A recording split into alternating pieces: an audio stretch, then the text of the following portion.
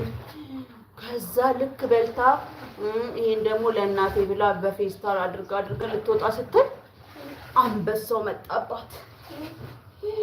ስታሳዝን አቤት እንትኑ ጨቅጭቆ ልጁ አይደለም። አሁን በምን ሊለቅ ነው? እሺ ከዛ አንበሳው መጣባትና ልብሱ ላይ ራሱ ልብስ ላይ ከዛ አንበሳው መጣባትና ሲያይ ምግቡ ምንም የለም። ከዛ ምግቡ ምንም የለም ሲያይ እየሰማ ነው።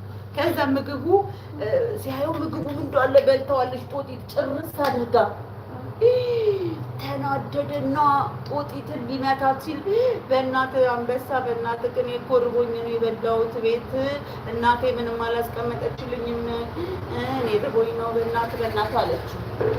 ከዛ እሺ አሁን ግን ምንም አልልሽም፣ ሁለተኛ ግን አንደኛ እናትሽ ቤቱን ዘግታ ሄዳ ቤት ከፍተሽ መውጣት አግባብ አይደለም።